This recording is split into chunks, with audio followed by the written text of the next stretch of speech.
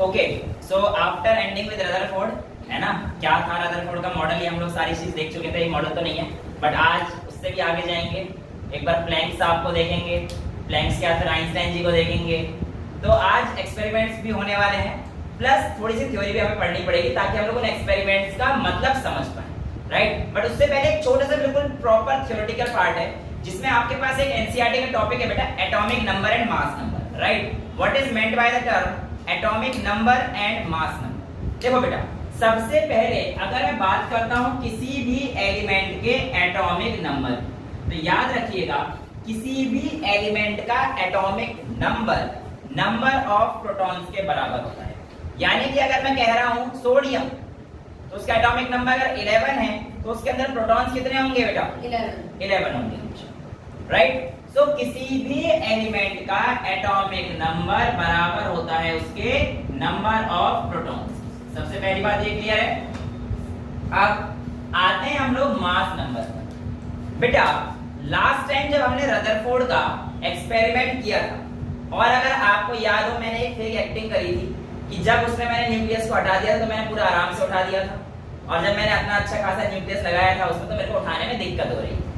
यानी कि इस बात से ये पता पड़ता है कि पूरे एटम का मास कहीं ना कहीं सेंटर पे ही लाई कर रहा है, और सेंटर पे हमें एक बात तो पता पड़ गई थी कि इलेक्ट्रॉन नहीं है अंदर। इलेक्ट्रॉन इधर रिवॉल्व कर रहे थे, कुछ ऐसी थ्योरी थी हमारे पास, पर इलेक्ट्रॉन उस सेंटर वाले पोर्शन में तो नहीं है। अब उस सेंटर वाले पोर्शन में इलेक्ट्रॉन नहीं है, पॉजिटिव चार्ज है तो प्रोटॉन भी है और न्यूट्रॉन भी है। यानी कि हमारे पास जो किसी भी एटम के अंदर का न्यूक्लियस होता है उसके अंदर बेटा हमारे पास या तो इलेक्ट्रॉन बिल्कुल नहीं होंगे, या तो प्रोटॉन होंगे, या फिर न्यूट्रॉन होंगे। और इन्हीं की वजह से किसी भी एलिमेंट का आपके पास मास नंबर आता है। याद रखिएगा कोई भी एलिमेंट हो, जब आप उसके न्यूक्लियस की बात करेंगे तो आपके पास प्रोटॉन प्लस न्यूट्रॉन आएगा, और प्रोटॉन और न्यूट्रॉन को हम लोग जब वह न्यूक्लियस के अंदर रहते हैं मिलाकर न्यूक्लियॉन्स बोलते हैं।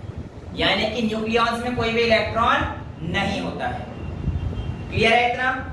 आगे हमें किसी भी एलिमेंट को रिप्रेजेंट करने के लिए सिंबल की जरूरत पड़ती है। किसी भी एलिमेंट को रिप्रेजेंट करने के लिए सिंबल की जरूरत पड़ती है। अगर मैं मान के चलता हूं मेरा कोई भी एलिमेंट x है, तो याद रखिएगा इसमें आपके पास आप लोगों को ऐसे दिया रहता है। अब a नीचे भी हो सकता है, z किसी के ऊपर हो सकता है, उससे कोई मतलब नहीं है, बस मैं आपको बताऊं रिप्रेजेंटेशन कैसे करते हैं। कोई भी एक एलिमेंट x होगा, उसके नीचे बेटा यहां पर उसका एटॉमिक नंबर लिखा जाएगा और यहां पर उसका मास नंबर लिखा जाएगा। किसी भी एलिमेंट का मास नंबर उसके न्यूक्लियॉन्स के बराबर होता है, यानी कि प्रोटॉन प्लस न्यूट्रॉन बराबर उसका मास नंबर हो जाता है। अब मैं कहता हूं 2He4, मान के चलिए मैंने आपको ऐसा कोई एक एलिमेंट दिया है जो कि आपके सामने अल्फा पार्टिकल हुआ करते थे। 2He4 हीलियम, ये हमारे पास अल्फा पार्टिकल था बेटा। अब ये यहाँ पर इसका क्या रिप्रेजेंट कर रहा है? Atomic number.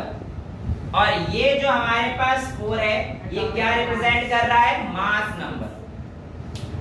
अब हमारे पास किसी भी एलिमेंट में उसका एटॉमिक नंबर प्रोटॉन्स के इक्वल रहने वाला है, और उसका मास नंबर हमारे पास प्रोटॉन प्लस न्यूट्रॉन के इक्वल रहने वाला है। यानी कि मैं अगर बोलता हूं प्रोटॉन प्लस न्यूट्रॉन बराबर मास नंबर है, अगर मैं यहां पर न्यूट्रॉन निकालना चाहूं तो मास नंबर में से प्रोटॉन को माइनस कर दूं, यानी कि neutron is equals to a minus z लिख सकता हूं इस फॉर्मूले के अकॉर्डिंग। तो किसी भी एलिमेंट में जो न्यूट्रॉन्स आते हैं, नंबर ऑफ न्यूट्रॉन्स आते हैं, वो हमारे पास a माइनस z रहेंगे। यहां तक कोई डाउट? दूसरी चीज जो आपको याद रखनी है वो है किसी भी एलिमेंट में जो प्रोटॉन होते हैं वो पॉजिटिव चार्ज देते हैं। अब जितना पॉजिटिव चार्ज होगा उतना नेगेटिव चार्ज भी रहना चाहिए ताकि न्यूट्रलिटी मेंटेन रहे। इसीलिए किसी भी एलिमेंट में जितने नंबर ऑफ प्रोटॉन्स रहते हैं उतना ही नंबर इलेक्ट्रॉन का भी रहता है।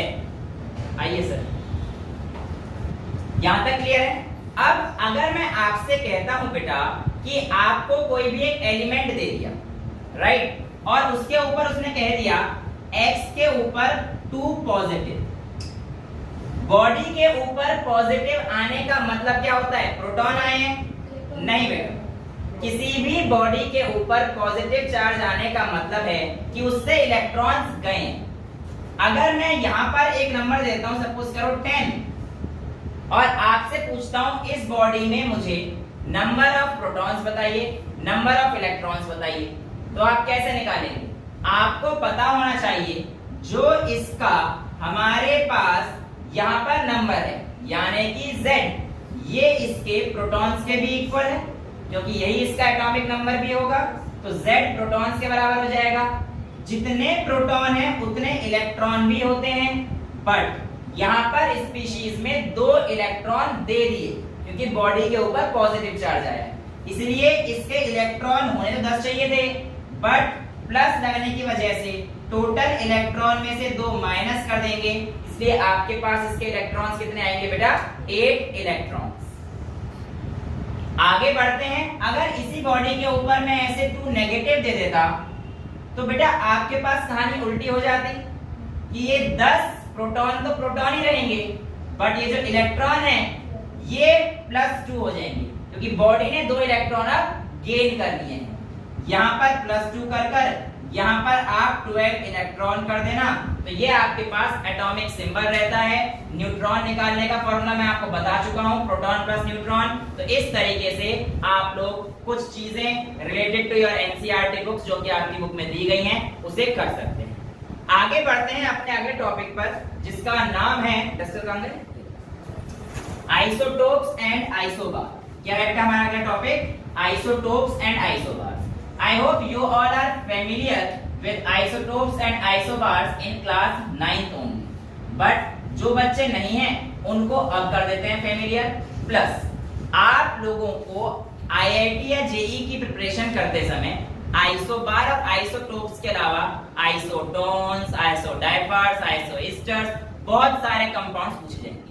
और उसके लिए जो जेई का पोर्शन है मैं एक अलग से लेक्चर रख दूंगा जिसमें आपके सिर्फ और सिर्फ वही पार्ट जो एनसीईआरटी में नहीं है। Right now we are dealing with NCERT और उसके बिल्कुल की पॉइंट्स, राइट, जिसको आप पढ़ेंगे। ऐसा नहीं है कि नीट या जेईई इससे नहीं होगा, बेसिक्स तो यही है, बट जो एक एडवांस लेवल का हमारे बुक में नहीं लिखा गया है और जो पूछा जाता है वो हम लोग आगे आके डील करेंगे एक सेपरेट लेक्चर में, ताकि इस लेक्चर में कोई प्रॉब्लम ना हो। ये एनसीईआरटी तो एक बिल्कुल फोकस रह के अपने आप को बढ़ाते हैं, राइट। नेक्स्ट टॉपिक जो हमारे पास है बेटा वो हमारे पास आइसोबार्स एंड आइसोटोप्स रहता है। फटाफट से इसको खत्म कर लेते हैं क्योंकि आने वाला टॉपिक बहुत ही इंटरेस्टिंग होने वाला है और कुछ प्रैक्टिकल्स भी आज होने वाले हैं, राइट। आइसोबार और आइसोटोप्स में मैं आपको बता दूं जो टोपू रहते हैं ये वही देखे हैं ना कि टोपी दिखने में जैसे वो एक आ गया नॉडी वाले में टोपी में कैप लगी रहती थी, उसमें 4-4 अलग-अलग बटन लगे रहते थे। एक नॉडी था कोई कार्टून था जिसमें एक वो टोपी पहनता था और अलग-अलग तरीके से वो कलर अलग होते थे उसमें। अब यहाँ पर देखो हाइड्रोजन अपने अलग अलग फॉर्म में एग्जिस्ट कर सकता है। ड्यूटेरियम, प्रोटियम, ट्रिटियम, जो मेजरली आपको मिलता है वो प्रोटियम मिलता है। तो प्रोटियम 1H1 है, ड्यूटेरियम 1H2 है और ट्रिटियम 1H3, राइट। आप लोगों ने एक क्वेश्चन ही पूछा सर किसी किसी का मास तो जो है फ्रैक्शन में रहता है, जैसे क्लोरीन 35.5, उसमें अगर नंबर ऑफ न्यूट्रॉन्स निकालेंगे तो क्या लेंगे? तो अगर आप मेरे से पूछेंगे तो मैं आपको कहूंगा कि बच्चा मैंने आइसोटोप के परसेंटेज कंपोजिशन चैप्टर 1 में करा दिए हैं, आप वहां पर देखें आराम से। और जब मैंने आपको मल्टीप्लाई विद द परसेंटेज इतना अमाउंट रहता है वो क्वेश्चन कराए थे, वो क्वेश्चन आप लोगों को इसका आंसर दे देते हैं कि परसेंटेज पॉइंट मास कब आते हैं। और आप लोगों से जो पूछे जाएंगे उसको पॉइंट मास नहीं देंगे, टेंशन ना लीजिए। आप लोगों को सिंपल बस चेक करेंगे फॉर्मूला लगाना आता है या नहीं आता है। ओके वेल, यहाँ पर अभी हम देखते हैं आइसोटोप्स ऐसे एलिमेंट आपको नजर आ रहे हैं जो कि हमारे पास एक जगह पर सेम है पर एक जगह पर अलग है। सेम आपको क्या दिख रहा है, इनका नीचे का नंबर, यानी कि इनका एटॉमिक नंबर तो सेम रहता है बट इनका मास नंबर क्या हो जाता है, डिफरेंट हो जाता है। तो ऐसे एलिमेंट्स को हम लोग बोलते हैं कि ये आइसोट्रॉपी शो कर रहे हैं, ये आइसोटोप्स, ठीक है। और the property of showing this is known as isotropy. Well, यहां पर अभी हम लोग बात करते हैं तो हाइड्रोजन के 3 आइसोटोप्स लेते हैं, प्रोटियम, ड्यूटेरियम, ट्रिटियम। इनमें एटॉमिक नंबर में तो कोई अंतर नहीं है, तो ऐसे एलिमेंट इनका एटॉमिक नंबर सेम है और मास नंबर डिफरेंट है, वो हमारे पास आइसोटोप्स में आ जाएंगे। उल्टा कर देते हैं थोड़ा सा, यहाँ पर सेम कर देता हूं, जैसे कि आर्गन ले लेता हूं 1840 बट कैल्शियम ले लेता हूं तो 2040। उल्टा हो गया बेटा, यहाँ पर हमारे पास क्या है, एटॉमिक नंबर डिफरेंट है बट मास नंबर सेम है, तो ये हमारे पास क्या आ जाएंगे, आइसोबार्स। एक इंपॉर्टेंट चीज जो आप लोगों को एनसीईआरटी में भी बोलता है और आपको याद भी रखनी है वो ये है, यहाँ पर जो चीज डिफर कर रही है वो क्या है बेटा, आप लोगों को दिख रहा है mass but yes neutrons differ कर रहे हैं कि सर यहाँ पर तो हमारे पास 0 न्यूट्रॉन है, यहाँ पर हमारे पास 2 - 1 न्यूट्रॉन है और यहाँ पर हमारे पास 2 न्यूट्रॉन है। बट केमिकल प्रॉपर्टीज जब इन आइसोटोप्स की देखी गई तो they were found to be almost similar. Neutron charge ही नहीं होता, न्यूट्रल होता है। इट मींस न्यूट्रॉन का केमिकल रिएक्शन में कोई रोल नहीं होता है। केमिकल रिएक्शन के लिए अगर कोई चीज रिस्पॉन्सिबल है तो वो क्या है, सिर्फ और सिर्फ इलेक्ट्रॉन्स।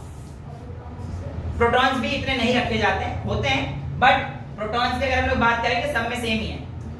तो यहाँ पे डिफर सिर्फ न्यूट्रॉन का था, तो हमें पता तो यही पड़ रहा था कि अगर न्यूट्रॉन डिफर है तो कुछ प्रॉपर्टी चेंज होनी चाहिए थी, बट केमिकल प्रॉपर्टीज चेंज नहीं हो रही। So this is how we will be dealing with isotopes and isobars, atomic mass and atomic number, right. यहाँ तक आप लोगों का एक पार्ट खत्म हो चुका होता है। अब हम लोग आगे बढ़ने जा रहे हैं बहुत ही इंटरेस्टिंग फंडा में, जहां पे आपकी एनसीईआरटी लिखती है development leading to Bohr model.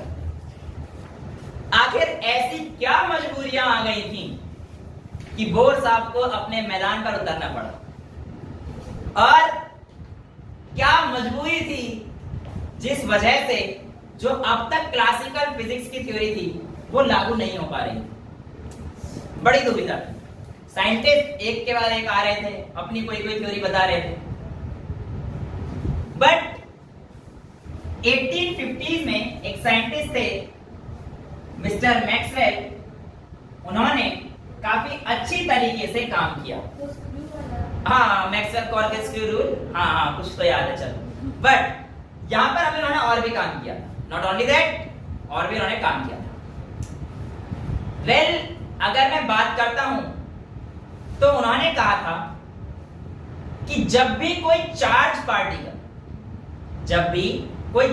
Particle move करता है किसी एक एक्सेलरेशन के साथ, किसके साथ मूव कर रहा है, किसी एक एक्सेलरेशन के साथ मूव कर रहा है। मान के चल लीजिए मेरा पेन है और मैंने इसे चार्ज दे दिया है, और अब ये किसी एक एक्सेलरेशन के साथ पॉजिटिव z डायरेक्शन, आपकी डायरेक्शन में z मान लेता हूं, ये वाली मेरे पास x हो जाएगी और ये वाली मेरे पास y हो जाएगी। क्लियर है? ये आपके पास ऐसे मूव कर रहा है। यहां पर इन्होंने बोला ये सिर्फ अकेला मूव नहीं कर रहा, इसके साथ कुछ ऐसी चीजें हैं जो आप लोगों को दिखाई नहीं देती। लोग पहले तो कहते हैं पता नहीं क्या बोल रहा है, अलग ही हो गया है, ये दिख तो रहा है, हमें जा रहा है, जाने दे इसे। कहते नहीं, इस पार्टिकल के साथ जो कि अभी चार्ज पार्टिकल है जिसमें कुछ एक्सेलरेशन है, इसके साथ साथ इस पॉइंट पे तो क्या चल रहा है, मैग्नेटिक फील्ड, और इस पार्टिकल के साथ साथ इस पॉइंट पर एक इलेक्ट्रिक फील्ड चल रहा है। यानी कि जब भी पार्टिकल मूव करेगा तो भैया मैग्नेटिक और करंट भी साथ साथ चलेगा। और इस बात का मतलब ये होता है, कैसे चला, कहीं भी भगा दो साथ ही रहेंगे। और यकीन मानना किसी भी पोजीशन में हो, कैसे भी हो, ये तीनों आपस में परपेंडिकुलर रहेंगे। यानी कि पार्टिकल के एक्सेलरेटिंग चार्ज की डायरेक्शन में आपका मैग्नेटिक फील्ड और आपका इलेक्ट्रिक फील्ड, ये तीनों आपस में एक दूसरे के परपेंडिकुलर रहेंगे। आपको याद हो तो ये रहा फ्लेमिंग का left hand rule right hand rule, उसमें तो यही था, कुछ तीनों परपेंडिकुलर थे ना, बट यहाँ पे कहानी अलग है थोड़ी सी। और आई होप आपको ये समझ में आ गया है कि जब भी कोई चार्ज पार्टिकल मूव करेगा, क्योंकि वो ऑसिलेट कर रहा है बेसिकली पार्टिकल, है ना, मूव कर रहा है, ऑसिलेट कर रहा है। हम लोग पढ़ेंगे थोड़ा सा आगे, प्लैंक्स आपको लेंगे, है ना, तो अभी हम लोग देखेंगे। बट यहाँ पर हमें एक चीज समझ में आ गई कि जो पार्टिकल मूव कर रहा है तो इसके साथ एक इलेक्ट्रिक और मैग्नेटिक फील्ड दोनों साथ साथ आ रही हैं। और इसी पार्टिकल के मूवमेंट को उन्होंने बोला कि इसमें इलेक्ट्रोमैग्नेटिक प्रॉपर्टी, यानी कि इलेक्ट्रिसिटी की प्रॉपर्टी भी और मैग्नेटिक की प्रॉपर्टी भी। अब ये जो पार्टिकल है जब ये मूव कर रहा था, या वेव कह देता हूं, वेव नेचर की बात कर लेते हैं। अगर ये एक वेव है और ये मूव कर रही है तो इसमें एक इलेक्ट्रिसिटी का कंपोनेंट भी और एक मैग्नेटिक का कंपोनेंट भी है, इसलिए ऐसी वेव को हमने क्या बोल दिया, ईएम वेव या इलेक्ट्रोमैग्नेटिक वेव। यहां से आपके पास कहानी शुरू होती है बहुत ही इंटरेस्टिंग। और आप अपनी एनसीईआरटी अगर निकालेंगे तो please wave nature of electromagnetic radiation पे आप आ जाइए, जहां पर मैक्सवेल ने आप लोगों के पास एक्सपेरिमेंट करके दिखाया है।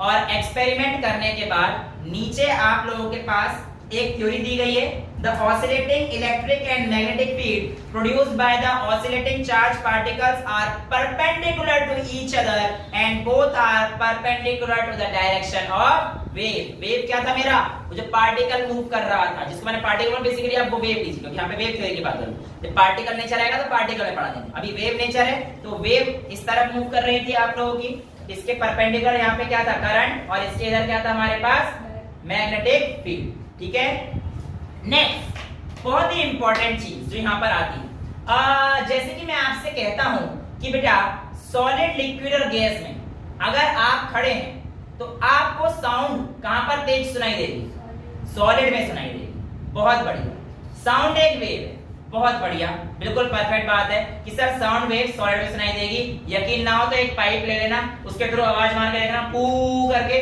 और एक वैसी मार के देख लेना, तो आपको अंदर पता पड़ जाएगा कि आपके पास बेसिकली तो क्लोज हो गया है, ज्यादा लॉस भी नहीं हो रहा है। मोरओवर एक सॉलिड में अगर आप मारोगे, जैसे ट्रेन कहीं दूर से आ रही है ना, उसके पहिए की आवाज आपको ऐसो एयर से नहीं आएगी, बट पटरी पे कान लगा के देख लेना, आपको दूर से आवाज आती है, पता पड़ जाएगी। It means sound travels faster in solid medium. क्यों? ये पार्टिकल सॉलिड के बहुत क्लोजली पैक होते हैं, जो फटाफट से एनर्जी का ट्रांसफर कर देते हैं, एक के बाद एक करते हुए फटाफट से कर देते हैं। एयर के पार्टिकल थोड़े रेयरर होते हैं, तो मूव करती है, मेरी आवाज अंदर पहुंच रही है ना, तो इसका मतलब लाइट के साथ तो ऐसी कहानी होनी चाहिए कि लाइट हमारे पास सॉलिड में तेज चलनी चाहिए और एयर में धीरे चलनी चाहिए। बट क्या ऐसा होता है? क्लास 10th का रिफ्रैक्शन याद करना, टुवर्ड्स द नॉर्मल क्यों बेंड करती है, स्पीड कम हो जाती थी, रेयरर से डेंसर मीडियम में जाती थी तो स्पीड कम हो जाती थी। ओहो, सॉलिड के केस से यहां पर यह पता पड़ रहा है कि लाइट की स्पीड तो और कम हो रही है। ये तो साउंड वेव का तो उल्टा था केस, बड़ी फंसने वाली दिक्कत थी। साइंटिस्ट तुम ही नहीं, मैं भी नहीं, साइंटिस्ट भी परेशान थे इस बात से। सोचने वाली बात है ना, आप बात तो सही कह रहे हैं। लेकिन जब ये ईएम वेव का सामने आया तब हमें पता पड़ा कि लाइट एक्चुअल में एक इलेक्ट्रोमैग्नेटिक वेव है जो कि मीडियम पर डिपेंड नहीं करती है। वो किसी भी जगह पर क्या रखा हुआ है, किस मीडियम में गई है, कहां से जाए, नहीं डिपेंड नहीं करती। तो फिर अगर हम सॉलिड से पार्टिकल स्लो हो जाते हैं बेटा, वो हमारे पास पार्टिकल जब आप पढ़ोगे वेव थ्योरी ऑफ लाइट, जब हम लोग पढ़ेंगे, एक्चुअली हमारे पास क्या थी, कॉर्पस्कुलर थ्योरीज थी, जहां पे न्यूटन ने माना था कि लाइट एक पार्टिकल की तरह होती है। उसने कहा पार्टिकल पास पास रहते हैं इसलिए इसकी तरफ बेंड होती हुई चली जाती है। तो ये बहुत सारी थ्योरी थी। जब हम लोग वेव थ्योरी जब पढ़ेंगे पूरा क्लास पे डिटेल में, तब हम लोग बहुत आराम से डील करेंगे। बट अभी के लिए जो मैं आपको बता सकता हूं बिल्कुल जो आपके क्वेश्चन के हिसाब से, वो ये है कि EM waves do not depend on the medium. Even उनको मीडियम चाहिए ही नहीं, वो वैक्यूम में भी ट्रेवल कर सकती है और they travel in vacuum equally with speed of light. Yes, space में भी बहुत आसानी से ईएम वेव्स ट्रेवल कर लेती हैं और यही कारण रहता है कि आपके पास जितनी भी चीजें जाती हैं स्पेस वगैरह में उसमें हम लोग सब ईएम वेव्स का इस्तेमाल करते हैं। एनी क्वेश्चंस यहां तक के? वेल, अब हम लोग आगे बढ़ते हैं थोड़ा सा। तो यहां पर बोला गया कि जो इलेक्ट्रोमैग्नेटिक रेडिएशन जब आप पढ़ते हो तो आप उनको एक क्रम में पढ़ते हो, आप उनको एक सीरीज में पढ़ते हो और आपके पास सीरीज में पढ़ने के लिए दो तरीके हैं। या तो आप किसी भी ऑर्डर की वेवलेंथ को पढ़ लीजिए या आप किसी भी ऑर्डर की फ्रीक्वेंसी को पढ़ लीजिए। या तो आप बढ़ते हुए क्रम इंक्रीजिंग ऑर्डर ऑफ फ्रीक्वेंसी में पढ़ लीजिए या आप घटते हुए वेवलेंथ में पढ़ लीजिए, डिक्रीजिंग वेवलेंथ। वहां पे हमने फ्रीक्वेंसी भी आप बेटा जहां पे फ्रीक्वेंसी इंक्रीज करेगी वहां पर वेवलेंथ डिक्रीज करेगी। बात तो सही बोली है सर, इधर ही एरो लगा दो और वेवलेंथ डिक्रीज। ठीक है, यानी कि अभी हम लोग देखेंगे वैसे वेवलेंथ वगैरह कहां से आई क्या थी, ठीक है, बट एक बार फटाफट से चीजों को समझते हैं। वेव की फॉर्म, राइट?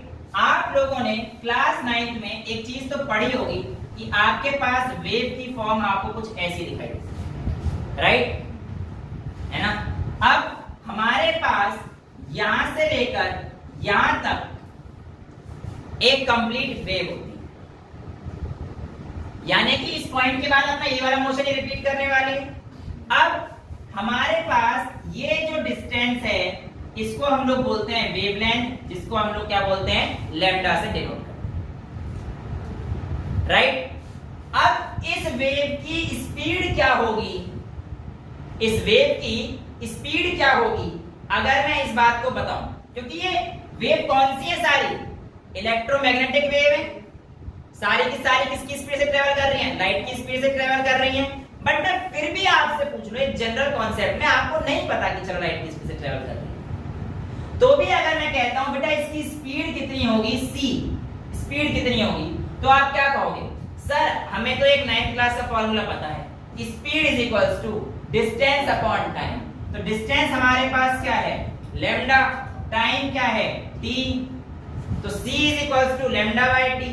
और बेटा आप लोगों ने 9th क्लास में एक और चीज पढ़ी होगी कि 1 अपॉन टाइम पीरियड किसी का भी आपको फ्रीक्वेंसी देता है, यानी कि अगर मैं 1 अपॉन टी को फ्रीक्वेंसी लिख दूं तो मेरे पास c is equals to lambda times mu आ जाएगा। और इस बात का मतलब ये है कि कोई भी इलेक्ट्रोमैग्नेटिक वेव जिसकी वेवलेंथ है उसकी फ्रीक्वेंसी साथ साथ पढ़ी जाएगी। It means they are not independent of each other, they are totally dependent on each other, but they do show inverse relation as lambda को अगर मैं रिप्रेजेंट करूंगा तो मेरे पास mu is equals to C by lambda आ जाएगा, और म्यू यहाँ पे इनवर्स रिलेट कर रहा है लैम्डा के साथ। इसलिए मैंने बोला अगर किसी वेव की फ्रीक्वेंसी इंक्रीज कर रही है तो उसी वेव की हमारे पास फ्रीक्वेंसी क्या कर जाएगी, वेवलेंथ क्या कर जाएगी, डिक्रीज कर जाएगी। यानी कि किसी भी ईएम वेव की अगर फ्रीक्वेंसी इंक्रीज करती है तो उसकी वेवलेंथ डिक्रीज हो जाती है। और इसी चीज को पढ़ना, किसी भी वेव की प्रॉपर्टी को पढ़ना, उसके इंक्रीजिंग फ्रीक्वेंसी या डिक्रीजिंग वेवलेंथ को हम लोग स्पेक्ट्रम बोल देते हैं। क्या बोल देते हैं बेटा, spectrum. What is spectrum? It is the study of EM waves in order of either increasing frequency और डिक्रीजिंग वेवलेंथ और वाइस वर्सा, या इंक्रीजिंग वेवलेंथ डिक्रीजिंग फ्रीक्वेंसी, वो भी हमारे पास चलता है। इसके बेस पर आप लोगों के पास जो एनसीईआरटी में कुछ वैल्यूज हैं, कुछ वेव्स हैं, वो दी रखी हैं, और मैं आप लोगों को यहाँ पर एक छोटा सा गाना बता देता हूँ, अगर आपको याद रहे तो। देखो मैंने एक बार रेडियो में चलाया था गाना, तो एक बार मेरे रेडियो में लाल वाला यूवी एक्स गाना चला। कौन सा गाना चला था मेरे रेडियो में? लाल वाला यूवीएक्स गाना चला। बस देखने में बड़ा अजीब सा लग रहा है, मुझे भी ऐसा ही लगा, बट बिलीव मी आपके सारे कॉन्सेप्ट्स यहीं से क्लियर हो जाएंगे। देखिए ये सारी वेव फॉर्म में बदल दूं मैं। ये रेडियो मतलब कौन सी वेव है? Radio wave. बहुत बढ़िया बेटा, ये हमारे पास रेडियो वेव में मतलब माइक्रोवेव। ये कौन सी वेव हो गई? माइक्रो। ओहो, लाल से इंफ्रारेड वेव। रेड है ना, लाल मतलब रेड, इतना तो पता है, कपड़े भी लाल लाल से पहन के आ रखे हो। इंफ्रारेड। ओके, वी से वाला, वी से विजिबल, वी से विजिबल, और यूवी तो नाम से ही पता पड़ रहा है हमारे पास यूवी रेज है, ये एक्स रेज है। गाना से आप लोग याद रखिए गामा रेज, और चला से याद रखिए आप लोग कॉस्मिक रेज। बेटा इधर से इधर जाएंगे तो याद रखना फ्रीक्वेंसी भयानक तरीके से बढ़ेगी। ये तो इवन सन के आसपास भी देखी जाती है, उड़ जाएंगे, कैंसर उड़ा देती है। सर यूवी से कैंसर हो जाता है? यूवी से हो जाता है, बिल्कुल सही बात है। तो फिर ये तो सर बहुत ज्यादा हो गई, यानी कि आप समझ रहे हो इस बात को कि इधर से इधर जा रहे हैं तो फ्रीक्वेंसी क्या हो रही है? इंक्रीज हो रही है। और उल्टा अगर मैं कर दूंगा, इधर से इधर आ जाऊंगा, तो बेटा मेरी फ्रीक्वेंसी क्या हो जाएगी? डिक्रीज हो जाएगी, या फिर इसका वेवलेंथ हमारे पास इंक्रीज हो जाएगा। यही कारण है कि जो आपके पास रेडियो वेव वगैरह आती हैं, जिनसे आप सिग्नल वगैरह सुनते हो, उनकी वेवलेंथ क्यों ज्यादा होती है? लंबे डिस्टेंस तक जाना होता है, ताकि आप लोग रेडियो मिर्ची डैश डैश डैश 0.4 FM या जो भी आप FM सुनते हैं सुन सकें। उसका प्रिंसिपल भी यहीं पर है। जितनी ज्यादा फ्रीक्वेंसी रखोगे डिस्टेंस कम हो जाएगी, एनर्जी ज्यादा हो जाएगी। वो तो अभी हम लोग एक्सपेरिमेंट करके देखेंगे कैसे। अभी हमारे पास एपरेटस तैयार है, धीरे धीरे हो रहे हैं, बाकी लेक्चर के साथ साथ सारी चीजें आती हैं। स्पेक्ट्रम समझ में आया? यहाँ पे आपको एक फॉर्मूला मिलता है, कौन सा बेटा? C = lambda times mu. ये भी आप लोग क्लियर है, कहां से आया है? Speed = distance upon time. कहीं से मैं बना के कुछ नहीं लाके आया हूं, आपके सामने एनसीईआरटी में यहाँ पर बेटा आप लोग देखेंगे प्रॉब्लम नंबर 2.3, प्रॉब्लम नंबर 2.4 और प्रॉब्लम नंबर 2.5। यहाँ पर एक चीज दे रखी है और इन चीजों को आपको एक्सप्लेनेशन के साथ साथ सॉल्व करना है, और ये आप लोग कर सकते हैं। ठीक है, अब इस वेव के बारे में कुछ कैरेक्टरिस्टिक प्रॉपर्टी हैं, आइए एक बार उसको देखें। देखो बेटा, वेवलेंथ आपको पता पड़ गया है क्या होता है। जब आपके पास वेवलेंथ आता है, इसका अगर आप उल्टा कर देंगे, यानी कि 1 वेवलेंथ, बेटा ये आपके पास वेव नंबर हो जाता है, या फिर लैम्डा बार डाल देना, जो आपकी मर्जी है, जो किताब में दे रखा है वो। इसे कहते हैं वेव नंबर। तो 1 lambda is the wave number. Frequency क्या होती है? देखिए बेटा, 1 सेकंड में या गिवन टाइम में कोई वेव अपनी जगह, उस जगह से, पर्टिकुलर पॉइंट से कितनी बार पास करी, वो उसकी फ्रीक्वेंसी होगी। ठीक है, the number of times the event have been done in the given interval of time. कितनी बार वो चीज, जैसे पंखा है, जैसे पंखा है 1 मिनट में 300 बार घूम रहा है, तो इसकी फ्रीक्वेंसी 1 मिनट के लिए कितनी हुई? 300। तो number of times given interval में वो चीज बार बार रिपीट हो रही है, वो उसकी फ्रीक्वेंसी। क्लियर है? यहां तक कोई डाउट? इसके बाद आपके पास आता है वेव नंबर हो गया, वेव लेंथ हो गई, फ्रीक्वेंसी हो गया। एक चीज आती है, इसे कहते हैं लोग एम्पलीट्यूड। क्या बोलते हैं? एम्पलीट्यूड। एम्पलीट्यूड बेटा किसी भी वेव की मैक्सिमम डिस्टेंस को बोला जाता है। किसी भी वेव ने मैक्सिमम डिस्टेंस, चाहे वो ऊपर करी हो चाहे वो नीचे करी हो, क्रस्ट और ट्रफ कहीं पे भी उसने करी हो, तो मैक्सिमम डिस्टेंस को हम लोग उसके एम्पलीट्यूड से बोलते हैं। हर किसी ईएम वेव की इंटेंसिटी भी होती है, हालांकि वो इंटेंसिटी आप लोग जब पढ़ेंगे वो a स्क्वायर यानी कि एम्पलीट्यूड के स्क्वायर के डायरेक्टली प्रोपोर्शनल होती है। ये बस कंपटीशन के लिए, हालांकि जब हम लोग वेव्स चैप्टर पढ़ेंगे पूरा फिजिक्स में लास्ट चैप्टर, तब बहुत आराम से इसे डील करेंगे। ये चीज हम लोगों के पास amplitude, maximum distance travelled by the wave, I intensity of the light, जो कि हम लोग अभी थोड़ी देर में देखने वाले हैं। यहां तक कोई डाउट है? So moving to the practical portion, right? चेहरे पे हंसी सी आ जाती है प्रैक्टिकल नाम सुनते ही। वैसे practical to be very honest, जो आइंस्टाइन साहब ने करे थे एग्जैक्टली वो तो नहीं है। अब ड्यू टू सारे चीजें तो नहीं है, बजट वगैरह सारी प्रॉब्लम्स रहती हैं, बट स्टिल हम लोग एक इमेजिनेशन करके मैं उस चीज को इस तरीके से विजुअलाइज कराऊंगा आप लोगों को कि हाँ आइंस्टाइन ने क्या करा होगा। सर आइंस्टाइन, देखो अगर हमारे पास फिजिक्स में कोई दो नाम सबसे बड़े लिए जाते हैं तो सर न्यूटन और सर आइंस्टाइन, ठीक है। लेकिन आज यकीन मानो मैं आइंस्टाइन बन जाऊंगा तुम्हारा पहले रदरफोर्ड बना था, आज आइंस्टाइन बन के दिखाऊंगा। वेल एक्सपेरिमेंट को बहुत ही ध्यान से सुनना है। फोटो इलेक्ट्रिक इफेक्ट क्या होता है ये हम लोग सीखेंगे, बट उससे पहले हम लोगों ने जो अभी सारी प्रॉपर्टीज पढ़ी ये सभी वेव के लिए थी। अब हम लोग जानेंगे कि पार्टिकल नेचर क्या कहता है। हमारे पास पार्टिकल नेचर की मतलब लाइट का हमने वेव नेचर देख लिया, उसके बेस पे हमने इतनी सारी चीजें पढ़ ली कि ठीक है स्पेक्ट्रम ये होता है, वेवलेंथ होता है, वेव नंबर होता है, फ्रीक्वेंसी होती है, c = μ × लैम्डा, ये सारी चीज हम लोगों ने देखी। बट आप लोगों को पढ़ना तो ये है ना कि what was the development that leads to the invention of Bohr model. तो यहाँ पर एक जो नई चीज थी वो थी पार्टिकल नेचर ऑफ लाइट। क्या थी? Particle nature. वैसे पार्टिकल नेचर से अगर मैं बात करूं तो साइंटिस्ट के दिमाग में जो दो तीन चीजें थी जो समझ में नहीं आ रही थी, उनमें से एक थी black body radiation. Well to be very honest, ideal black body exist नहीं करती यहां पर। हाँ, अभी ब्लैक बॉडी क्या है जब मैं उसे पढ़ाऊंगा तो तुम लोग देखोगे कि कैसे बन सकती है। मैं कोशिश करूंगा कि आप लोगों को समझा सकूं एक ब्लैक बॉडी कैसे बनेगा। बट उससे पहले की जो कहानी और चल रही थी, मतलब एक साइंटिस्ट थे हाइनरिक हर्ट्ज साहब ने फोटो इलेक्ट्रिक इफेक्ट डिस्कवर किया। याद रहे आइंस्टाइन ने फोटो इलेक्ट्रिक इफेक्ट डिस्कवर नहीं करा था। ये बहुत लोगों का मिसकंसेप्शन है, फोटो इलेक्ट्रिक इफेक्ट नाम सुनते ही जो है आइंस्टाइन पे लगा देते हैं। उनको नोबेल प्राइज नहीं, उस चीज का भी नोबेल प्राइज नहीं था। नोबेल प्राइज किस चीज का था वो आज हम लोग देखेंगे। एक्चुअल में अगर मैं सच बताऊं तो आइंस्टाइन ने तो ऑलरेडी जो रिजल्ट आ चुके थे उन रिजल्ट का इस्तेमाल किया, जिसकी वजह से उन्हें नोबेल प्राइज मिला था।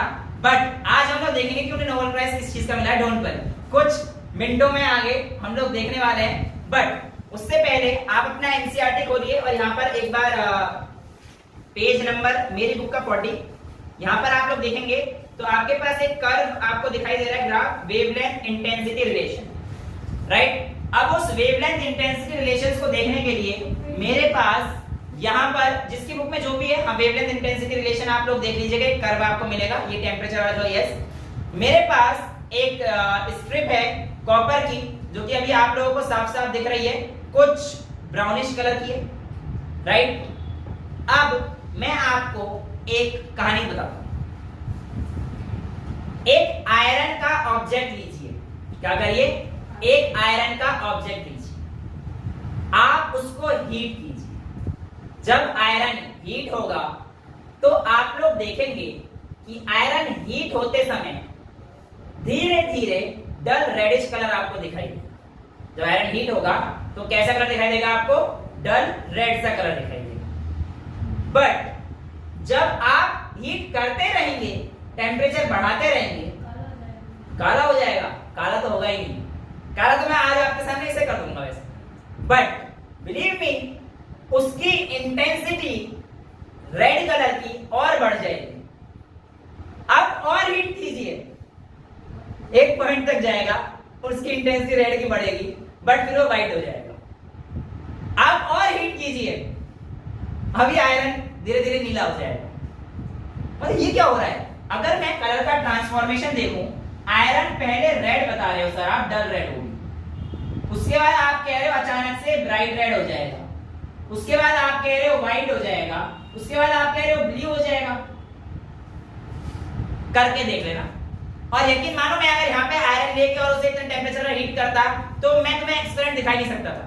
But I will be showing you this experiment with the help of this copper plate. Definitely ये काम करेगा, पक्का करेगा, क्योंकि मैं करके देख चुका हूँ।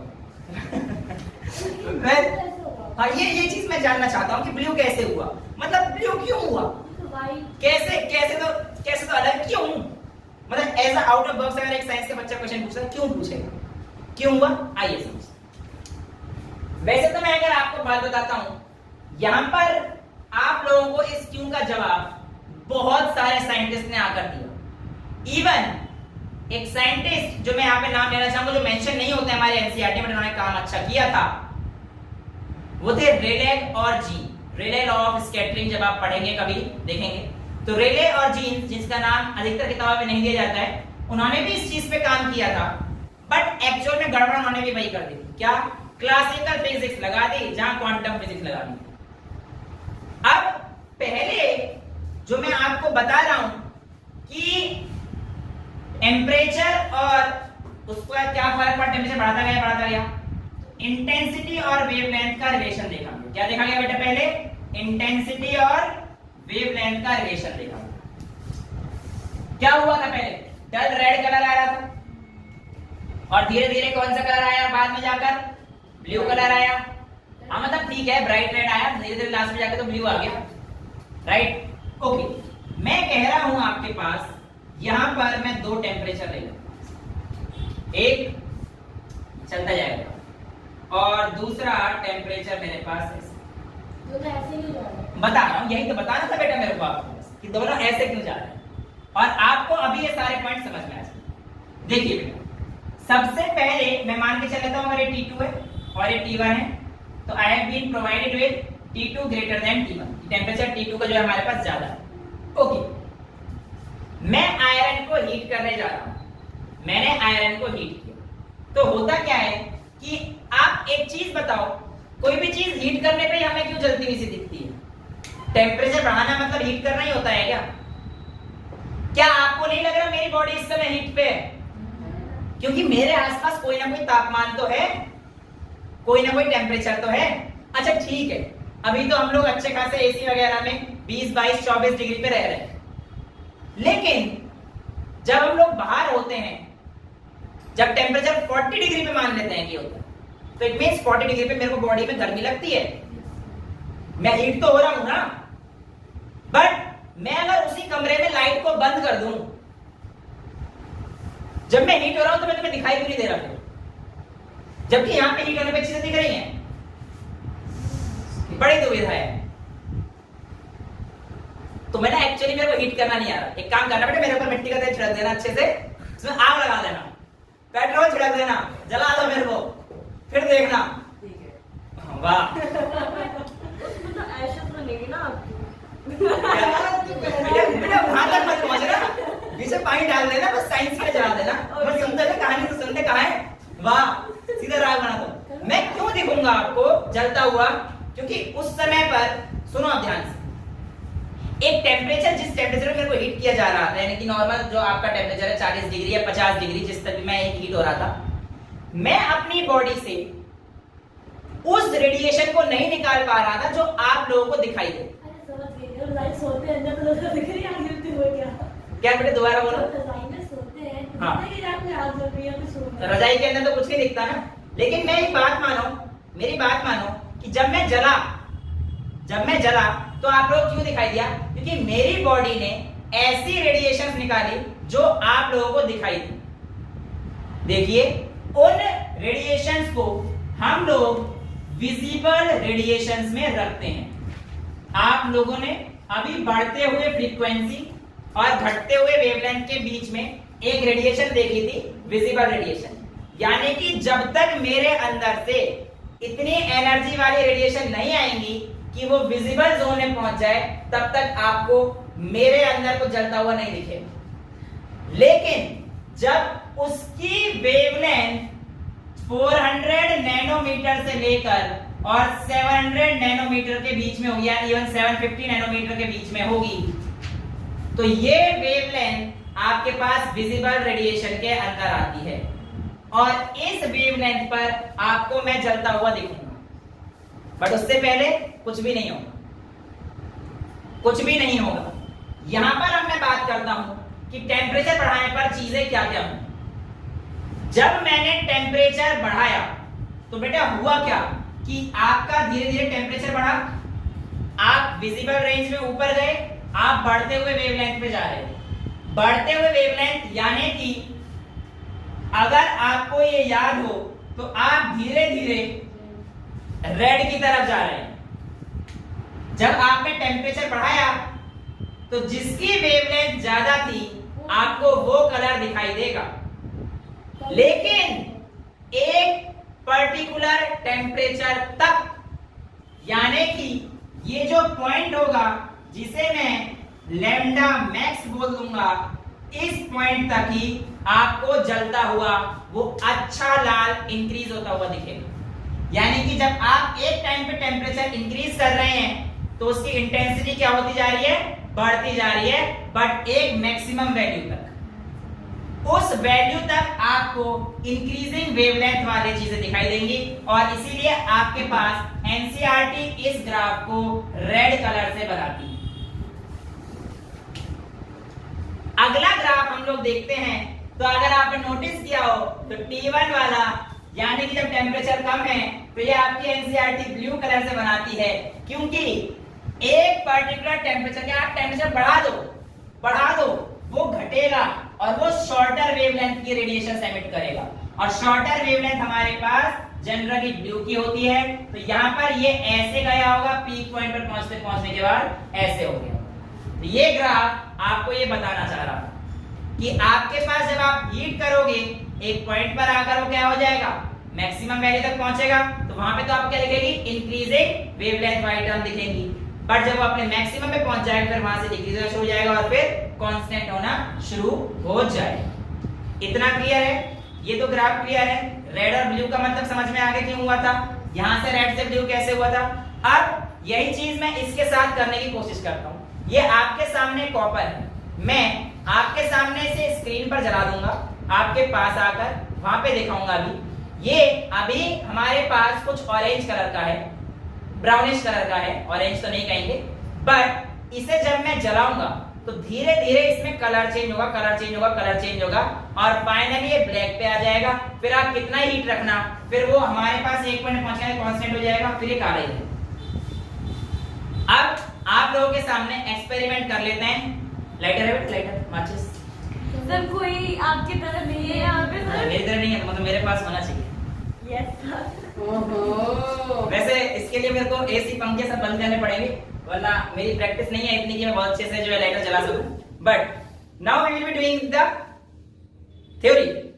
तो पढ़ ली, एक्सपेरिमेंट देखते हैं क्या ऐसा होता है कि ये डिफरेंट कलर एमिट करेगा जलने पर और मैं टेम्परेचर जलाए रखूंगा। Well why I have chosen copper, क्योंकि ये जल्दी कम टेम्परेचर पे काम कर देगा और हमें जो है एक्सपेरिमेंट समझ में आ जाएगा। आयरन लेता तो मैं तुम्हें यहाँ पे चलाते ही रहता, अब इतना टेम्परेचर बढ़ाने की व्यवस्था भी है नहीं कि तुरंत ही तुम्हें जो है यहाँ से डल रेड से ब्राइट रेड दिखा दो, फिर व्हाइट दिखा दो, ब्लू। बट इसका मैं थोड़ा सा येलो बढ़ते मतलब येलो देखो एक अच्छी फ्रीक्वेंसी पे जा रहा है, येलो मतलब बढ़ती हुई फ्रीक्वेंसी पे VYBGYOR येलो पे जाएगा, फिर धीरे धीरे जो है हमारे पास ब्लैक पे ही पहुंच जाएगा पहुंचते। हाँ बेटा पकड़ रखा है, बट मैंने इस पे इधर ही लगा रखी थी। एक्चुअली मैं टॉन्ग्स लाना भूल गया था, टॉन्ग्स है भी नहीं अभी, तो फिर मैंने कहा कि चलो कर लेते हैं। ठीक है, जिनको देखना है आराम से देख सकते हैं। अभी ओहो ये तो बड़ी दिक्कत करेगा। वैसे मैं यहाँ पे जला दूं तो बताना मेरे को दिख रहा है कि नहीं दिख रहा है। Okay, now I am applying heat over it और आप इसका कलर चेंज देखना। वैसे थोड़ा सा हाथ में जलेगा बट चलेगा। ओहो नहीं बेटा, अब देखते जाना बेटा ऐसा कलर अपने आप कलर चेंज होना धीरे धीरे शुरू हो चुका है। येलो आ चुका है और धीरे धीरे ब्लैक भी आ जाएगा। जब आ जाए तो अपने आप बता देना। हाँ मुझे पता पड़ रहा है, जल्दी बताओ। नहीं हो रहा सर। आप वैसे अभी बता देता हूँ, मैं तो करके दिखा देता हूँ, इसे हीट कर देता हूँ और आपको धीरे धीरे मैं बिल्कुल जो है फाइनल चेंज लाके दिखा दूंगा। जब इस पे क्या आ जाएगा, ब्लैक कलर आने वाला है। तो क्या पीछे? कोई नहीं बेटा, ऐसे कर देते हैं, पीछे आ तो गया सर। अब देख लेना, कोई बात नहीं। अरे यार ये देखो बेटा, कलर चेंज आपके सामने आ चुका है, पूरा ब्लैक कलर, ये आपने देखा होगा। बट यहाँ पर ये ब्लैक कलर सीधा ब्लैक नहीं आया था। If you have observe it very carefully तो आपके सामने 3-4 सीरीज गया है, राइट। येलो पे आया, फिर थोड़ा सा पिंकिश कलर मेरे को यहाँ पे दिखाई दे रहा है। पिंकिश आने के बाद फिर लास्ट में ब्लैक कलर पे आया और ये काफी गर्म, हाँ जल गया थोड़ा सा, बट चलेगा, कोई दिक्कत नहीं। एक बार टॉन्स का इस्तेमाल करेंगे। वेल ये एक्सपेरिमेंट प्रूवन है। सर जिंक कलर भी करोगे? कर दो यार, जिंक वाला तो आगे जैसे करना है, यहाँ पे भी तुम्हें कलर चेंज होता हुआ ऑब्जर्व आएगा and you will be seeing थोड़ा सा येलोइश एंड व्हाइटिश और फिर थोड़ा सा ब्लैक कलर में आ जाएगा। जिंक वाला करने के लिए मेरे हाथ हालत में नहीं है, बट ये एक देखो प्रूव हो चुका है, पंखा चला लेते हैं तो थोड़ा सा जो है हाँ गर्मी हो गई थोड़ी सी, बट समझ में आया, ये चीज समझ में आई पक्का, यहाँ तो कोई डाउट नहीं है। बट कहानी तो ये थी ही नहीं, कहानी तो ब्लैक बॉडी की थी कि ब्लैक बॉडी क्या है। आइडियली एक ब्लैक बॉडी एक ऐसी बॉडी है जो अपने अंदर सभी तरीके की रेडिएशंस को आने दे और अपने अंदर से सभी तरीके की रेडिएशंस को निकाल भी दे। बिल्कुल समझ में नहीं आया, समझ में कैसे आएगा, आज तक ऐसी कोई बॉडी इस धरती पे आएगी। वेल अगर हम लोग चाहें तो एक बना सकते हैं which may be assumed to behave like ideal black body but not perfect। जब ये है ही नहीं तो इसका concept बोला तो मैंने बेटा, मान के चल रहे हैं, अज्यूम किया है मैंने, मुझे बख्श दो, नहीं है नहीं है, बट कैसे कर सकते हैं। मैं एक यहां पर अगर क्यूबॉइड बनता तो नहीं है मेरे से, बट आज तो बन जाना चाहिए, ये तो चलेगा दिख रहा है, अरे क्या हंस रहे हो, ठीक है ना, क्यूबॉइड समझ में आ रहा है ना। तो बेटा कहने का मतलब ये है कि आपके पास एक क्यूबॉइड है और इसको अंदर से आप पेंट कर दीजिए चारकोल से, चारकोल जो आपका कार्बन ब्लैक है उससे आप पूरा इसे भर दीजिए, राइट, पूरा ब्लैक हो गया है और अंदर से हॉलो रखना उसे, यानी कि क्यूबॉइड के बाउंड्री किससे लगा दो आप, उसकी पूरी चारकोल से लगा दीजिए। अभी रुको, यहां पर एक छोटा सा होल, एक छोटा सा होल, अब ये बॉडी बिल्कुल परफेक्टली ब्लैक बॉडी की तरह काम करेगी, ऑलमोस्ट परफेक्ट। अभी कहां है वो भी लोग देखेंगे, है एक है, लेकिन अभी ये हम मान के चल रहे हैं कि हमारे पास परफेक्टली ब्लैक बॉडी काम कर रही है। बट ब्लैक बॉडी काम कैसे करते देखिए, आपके पास ये मान के चलिए कोई भी एक बॉडी है, यहां पर आपके पास कोई भी लाइट अगर इंसिडेंट होती है बेटा, तो मेजॉरिटी ऑफ द लाइट आपके पास यूं ही रिफ्लेक्ट हो जाती है, ब्लैक बॉडी नहीं नॉर्मल बॉडी। कुछ लाइट ये एब्जॉर्ब कर लेता है, कुछ लाइट ये ट्रांसमिट कर देता है और कुछ लाइट ये रेडिएट कर देता है। हाँ अभी बताते हैं बेटे, एक सारी चीज बताएं। इंसिडेंट मतलब दी, रिफ्लेक्ट मतलब जो वापस फेंक, एब्जॉर्ब मतलब जो इसे रख दी, ट्रांसमिट मतलब आगे ट्रांसफर कर दी, और रेडिएट मतलब जो इसने EM वेव की फॉर्म में दी, जिसकी वजह से आप लोगों को इसमें कलर नजर आया था। ये देखो अभी भी आपके सामने काला कलर है, यानी कि इसने ये रेडिएट आउट की है, तब जाके आपके सामने कलर आया। यस, आयरन ने भी वहां पे रेडिएट आउट करी थी, वो रेडिएशंस आप लोगों को कलर दिखाते हैं। और अब यहाँ पर हमें एक बहुत ही बढ़िया चीज पता पड़ चुकी है कि कोई भी बॉडी के अंदर क्या क्या फंडा होता है, लेकिन ब्लैक बॉडी तो अपवाद है, ब्लैक बॉडी तो एक्सेप्शन है कि हमारे पास जो ब्लैक बॉडी है उसमें जितनी भी इंटेंसिटी से लाइट आपकी आएगी, उतनी ही इंटेंसिटी से लाइट बाहर भी रेडिएट होगी, यानी कि ये हमेशा इक्विलिब्रियम में ही रहता है, जितना आएगा उतना जाएगा, सारी एब्जॉर्ब करेगा और सारी रेडिएट भी करेगा। यानी एक ऐसी बॉडी जिसको कुछ भी दो ग्रहण भी कर ले और जिससे कुछ भी मांगो वो दे भी। ऐसी परफेक्टली ब्लैक बॉडी का एग्जांपल इस धरती पर हमारे मैं हूं, यकीन मानोगे मैं हूं। कैसे, मेरा नाम क्या है, भानु। भानु का मतलब क्या है, सूरज, पर्यायवाची शब्द है सूरज, और yes sun is the example of perfect black body. मेरी तारीफ अब ज्यादा मत करना, thank you. Yes I am the black body.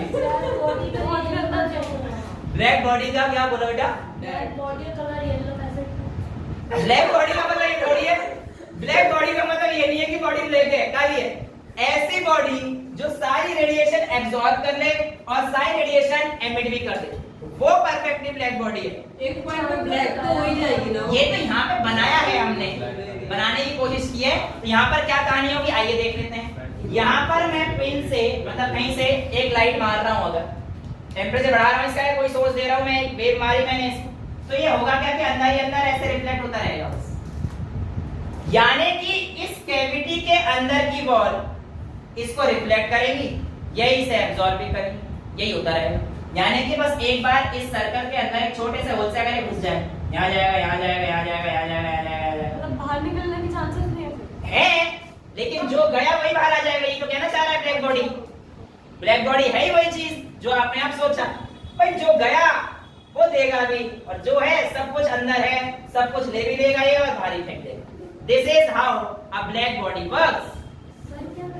सन के पास आप कोई भी रेडिएशन फेंक दो, आराम से कह देगा दे दे बेटा, मुझे क्या फर्क पड़ रहा है। सन से आप कितनी भी हैं, इसकी रेडिएशन कितनी में आएगा, ये तो कोई बात ही नहीं, तो बताई तो मैं। सन से आप कितनी भी रेडिएशंस ले लो, कॉस्मिक से भी और आगे आगे की तरह कितनी होंगी, ये तो हमें जो पता है वो है, right. So this is how sun works as an example for perfectly black body. Thank you. यहां पर मैं आपको एक चीज और बता देता हूं बेटा, ये जो ग्राफ आया था ये किसे दिया था, प्लैंक साहब ने दिया था, बट ये तो एक्सपेरिमेंटली प्रूवन था। यहां पर मैंने आपको दो साइंटिस्ट के नाम भी बीच में लिए थे, याद हो तो, रेले और जीन्स। उन्होंने काम तो किया था, बट मैंने आपको बताया फिर वही गलती, classical physics instead of quantum physics. तो उनका जो ग्राफ आया था वो एक्चुअली यहां तक तो सही काम कर रहा था, लेकिन जैसे जैसे फ्रीक्वेंसी बढ़, देखो ये हमारे पास क्या हो रही है, वेवलेंथ कम हो रही है, ये हमारे पास ग्राफ किसका था बेटा, वेवलेंथ और इंटेंसिटी का। इधर इंटेंसिटी बढ़ रहा है तो मतलब फ्रीक्वेंसी कम, इधर वेवलेंथ घट रही है तो मतलब फ्रीक्वेंसी ज्यादा। जब हमने उनको पीछे लेते गए और यहाँ पे जब यूवी लाइट वगैरह आई, यानी कि जिनकी फ्रीक्वेंसी बढ़ने लगी, समझ रहे हो, तो ये ग्राफ बिल्कुल ऐसा नहीं गया जैसा होना चाहिए था, और उनके उस पॉइंट को हम लोग अल्ट्रा वायलेट कैटास्ट्रॉफी बोल देते हैं। यानी कि इस पॉइंट पे आकर मतलब चीजें वैलिड नहीं रही थी उन लोगों की, यहाँ पे वेरी करेंगे। बट फिर ये आया कैसे, प्लैंक साहब को ये चीज कैसे मिली? अगर मैक्स प्लैंक ने ग्राफ दिया तो ये किस तरीके से दिया, क्या सोचकर दिया होगा कि ये अल्ट्रा वायलेट कैटास्ट्रॉफी को, अच्छा सुनिए, तो मैक्स प्लैंक ने ऐसा क्या सोचा जिसकी वजह से वो इस कैटास्ट्रॉफ से बच गए, तो सोचा ही होगा। आइए आप देखते हैं मैक्स प्लैंक साहब ने क्या सोचा। एक्चुअल में उन्होंने जो बात बताई वो आइंस्टाइन की थ्योरी, जिसके लिए उन्हें नोबेल प्राइज मिला, उसका बेस था। उन्होंने कहा कि आपके जितने भी मेटल्स हैं या कोई भी चीज जिसको आप हीट कर रहे हो, अगर वो हीट हो रही हैं तो इसका श्रेय जाता है उनके पार्टिकल्स को, और वो पार्टिकल्स अपने अंदर, जैसे आपने हीट करते हो, अब मैं आपको ऐसे सपोज करो आप आराम से बैठे हुए हो, मैं नीचे आग लगा दूं तो तुम क्या करोगे, कूदोगे, एग्जैक्टली यही होगा। भाई अभी नॉर्मल बैठे हुए तो ये हो गया, मैं एक काम करता हूं पहले 20-30 डिग्री से टेंपरेचर बढ़ा देता हूं, तुम कहोगे सर गर्मी लग रही है, मैंने अचानक 50 कर दिया, तुम कहोगे सर बंद कर दो, टेंपरेचर मत बढ़ाओ। लेकिन मैं 100 डिग्री कर दो, सर क्या हो रहा है, टेंपरेचर बढ़ाने पे वो पार्टिकल ज्यादा तेजी से वाइब्रेट कर रहा है, ज्यादा तेजी से ऑसिलेट कर रहा है, और जितनी ज्यादा तेज वो ऑसिलेट कर रहा है उसकी काइनेटिक एनर्जी उतनी बढ़ रही है।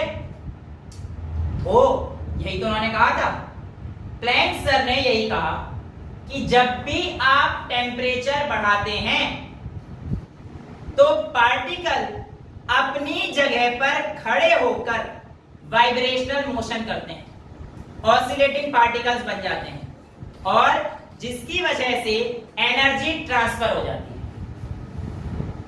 इस बात को उन्होंने आगे व्याख्या करते हुए कहा कि ये जो एनर्जी है ये डायरेक्टली प्रोपोर्शनल है कि आप लोग किस फ्रीक्वेंसी की लाइट इस्तेमाल कर रहे हैं। क्या बोला इन्होंने कि ये एनर्जी डायरेक्टली प्रोपोर्शनल है कि आप लोग किस फ्रीक्वेंसी की लाइट का इस्तेमाल कर रहे हैं। और उन्होंने कहा जब आप इस डायरेक्ट पोर्शन के साइन को हटाएंगे तो जब आप इसे हटाओगे आप मुझे पाओगे, और एक कांस्टेंट जो आपको यहां से मिला वो था प्लैंक्स कांस्टेंट। तो यहां से आप लोगों के पास E is equals to h new आया था, और जब उन्होंने अपनी एक वैल्यू पर्टिकुलर इसके लिए कैलकुलेट करके रखी जो कि हर जगह के लिए वैलिड थी, तो उसकी वैल्यू आई 6.626 into 10 की पावर -34। यहां पर आप लोगों के पास प्लैंक साहब ने अपना काम कर दिया। बिलीव मी, इतना अच्छा काम उन्होंने यहां पे करा, ये बड़ा ही रोचक था। मतलब ये यहां तक पहुंच गए थे, E = h में उन्होंने बता दिया था, कैसे हमें ये चीज भी समझ में आ गई। लेकिन कहानी तो सारी इसके बाद बदल गई। कहानी सारी इसके यहां पे उन्होंने ब्लैक बॉडी रेडिएशन को पूरा बता दिया था, और उन्होंने क्या बोला कि जो ये एनर्जी है ये कहीं ना कहीं फ्रीक्वेंसी पे ही डिपेंड कर रही है। और ये फ्रीक्वेंसी किसके बेसिकली आप लाइट पार्टिकल्स पे, लाइट ही तो है, पता एक लाइट ही तो बोल रहा हूं, ईएम वेव। ये लाइट आपकी मर्जी है, अब आप क्या बोलेंगे। Light is a EM wave, ये हम लोग देख चुके हैं अपने जितने भी स्टडी आ रही है उससे। तो उन्होंने कहा मैं आपको एक बात यहां पर बताना चाहता हूं। लोगों ने पूछा सर बताइए, क्योंकि उस टाइम तो भाई प्लैंक साहब से चल रहे थे, सर प्लीज सर कहिए कहिए कहिए। तो सर ने कहा एक चीज मेरी हमेशा याद रखना कि आप लोगों के पास ये जो आपके पास पार्टिकल्स हैं, इनको मैं आज से एक नाम दे रहा हूं क्वांटम ऑफ एनर्जी। वो जो मूविंग पार्टिकल तुम्हारे पास चल रहे थे, पार्टिकल गए थोड़ी देर जगह पे, वो तो बस वाइब्रेट होते ना अपनी जगह से, जिसकी वजह से एनर्जी बढ़ी थी। मैंने कहा ये जो पार्टिकल्स हैं आज से इनका नाम क्वांटम पड़ेगा, या क्वांटा, जिसे आप फोटोन बोल देते हैं, वो यहां से आए। और उन्होंने कहा ये क्वांटा हमेशा, या ये फोटोन हमेशा क्वांटाइज रहेंगे। अब ये क्वांटाइज का मतलब क्या था, ये बड़ी दुविधा। क्वांटाइज का मतलब था कि बेटा हमेशा ये किसी होल नंबर में रहेंगे, फ्रैक्शन में नहीं आने वाले, ये कभी फ्रैक्शन में नहीं आने वाले, ये हमेशा कहेंगे क्वांटाइज। यानी कि जो आपके पास E की वैल्यू आएगी NH न्यू आएगी, जहां पे n वेरी करेगा 0,1 से लेकर up to any level, but it can not be between 0 से 1। पॉइंट में कोई वैल्यू नहीं रहेगी। ये ऐसे समझिए आपके एनसीईआरटी के अकॉर्डिंग कि अगर आप किसी जीने पर खड़े हैं तो या तो आप 5वें जीने पर खड़े होंगे या 6ठे जीने पर खड़े होंगे, कभी 5.5 जीने पे दोनों पैर रख के खड़े हो जाना नहीं हो सकते। तो energy can never be in between the two values, it is always quantized, it has a fixed value in the form of 0 1 2 3 4 5 6 any value, but not 5.6। Please नहीं है पॉसिबल, दिखा दिया उन्होंने। यहां तक सारी चीजें बहुत अच्छी चल रही है। अब आखिरी के जो 10-15 मिनट बचे हैं, या जितने भी टाइम बचा है, उसमें अभी हम लोग देखने वाले हैं कि किस तरीके से हाइनरिक हर्ट्ज ने एक्सपेरिमेंट किया फोटो इलेक्ट्रिक इफेक्ट पर, और उसके बाद आइंस्टाइन ने उसमें क्या मॉडिफिकेशन करके नोबेल प्राइज जीता, जो कि आज तुम लोग मेरे को दो। How Heinrich hertz perform the experiment. लेकिन बड़ी दिक्कत थी मुझे पर्सनली, मतलब हर्ट्ज साहब या प्लैंक साहब इतना क्लोज पहुंच गए, लेकिन सारी डिस्कवरी किसने कर दी, आइंस्टाइन जी ने। विद द एडवांसमेंट यही सब होने वाला है, इसमें तो कोई बड़ी बात नहीं है। हाँ ये सब होता ही रहता है। वेल यहां से आप लोगों ने एक लाइट इंसिडेंट करी, ओके। यहाँ पर एक मेटल सरफेस पर स्ट्राइक लाइट आई, यहाँ पे एक मेटल सरफेस है, कोई सा भी मेटल। हाँ वो डिपेंड करेगा, बस आइए आपको बताऊंगा, थोड़ी देर रुक जाओ, फिर मैं आपको कोई से मेटल, अलग अलग मेटल होने पर क्या क्या होगा मैं आपको भी दिखाऊंगा। वेल यहाँ पर एक लाइट स्ट्राइक करी, तो यहाँ पर एक डिटेक्टर था। वो डिटेक्टर जो इलेक्ट्रॉन डिटेक्ट करता है, हमने देखा था जिंक सल्फाइड वेरी स्क्रीन, तुमने इससे बहुत बॉल मारी थी, जब टपट पट की आवाज आ रही थी तो वो इलेक्ट्रॉन था वहां। अब यहाँ पर भी सेम यही फंडा था। उन्होंने पहले एक लाइट इस्तेमाल करी, यहाँ पे कुछ नहीं हुआ। हर्ष साहब परेशान हो, थोड़ा सा उदास हो, एक तो इतनी मेहनत करो ऊपर से रिजल्ट ना मिले। उन्होंने उस लाइट को पकड़ा फेंक दिया, बेकार है यार ये लाइट, मजा ही नहीं आ रहा। उन्होंने कहा दूसरी लाइट लेके आया, उन्होंने दूसरी लाइट ली, लाइट बदल दी, अब क्या थोड़ी ऐसी चल रही,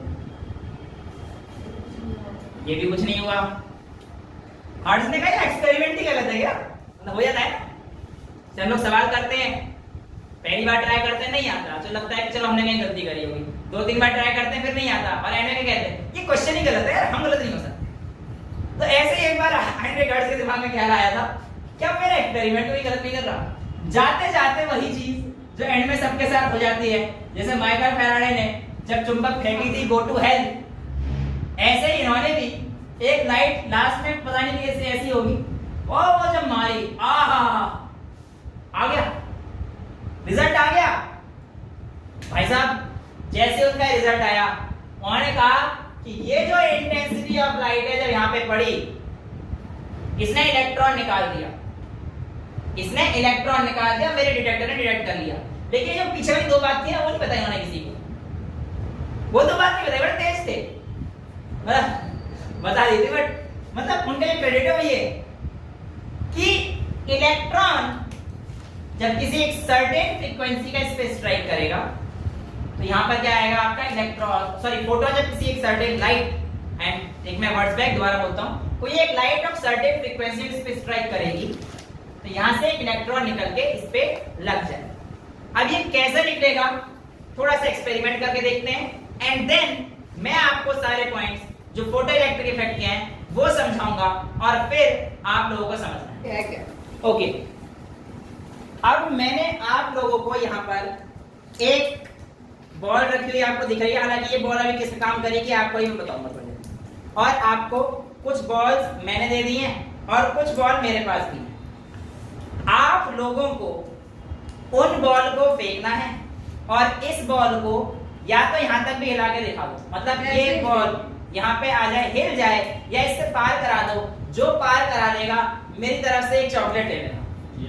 हाँ, ये जो मैंने आपको बॉल दी ऐसे मत देख मुझे, और इतनी दूर से, हाँ इतने दूर से तेरे को पार कर, मेरे को नहीं पता भाई, कहां तभी तो चॉकलेट दे रहा हूँ, वरना मैं चॉकलेट देना दिख रहा हूँ बहुत सब जो भी है, लेकिन आपको ये काम करना है। सर एसी बंद कर दो। एसी बंद कर देता हूँ, ये ऐसी बातें बहुत ज्यादा जल्दी बोला कर बेटा।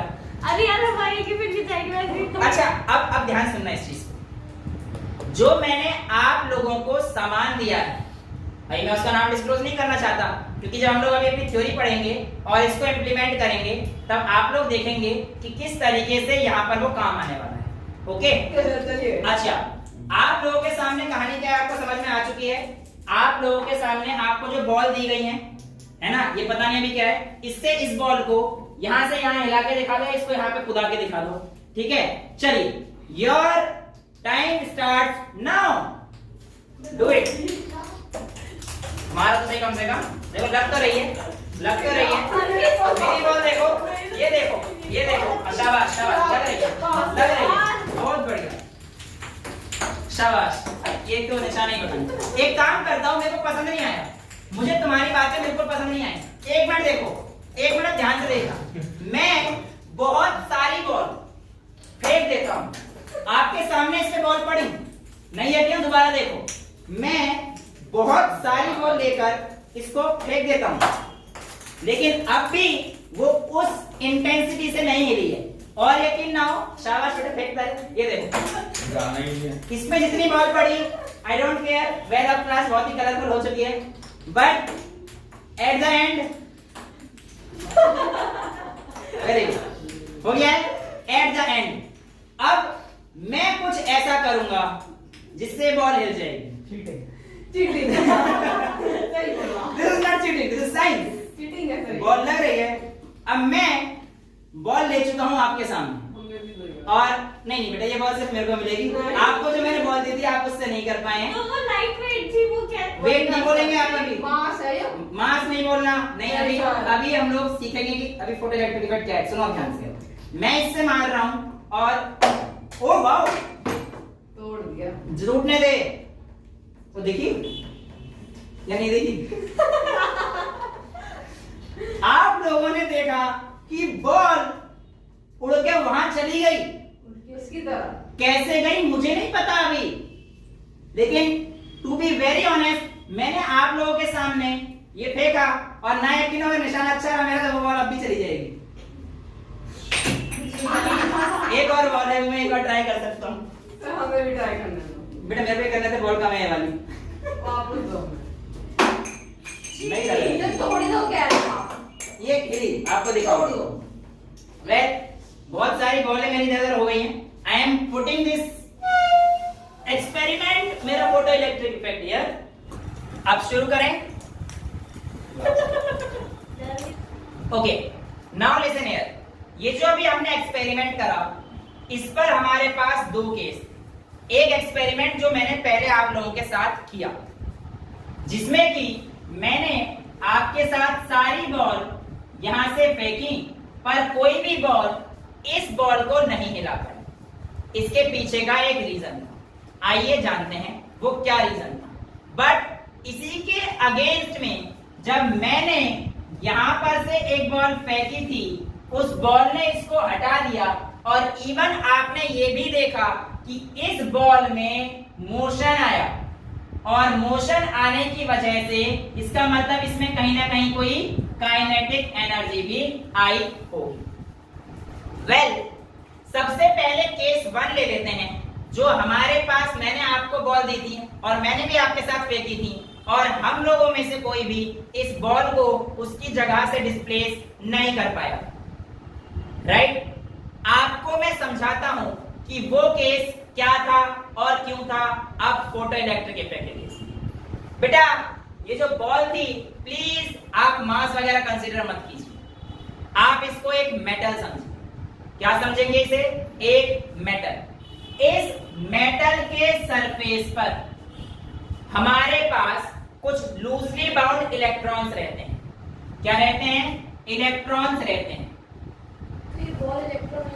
बॉल, हाँ आप इसको भी समझिए एक मेटल है और इसकी सरफेस पर हमारे पास इलेक्ट्रॉन।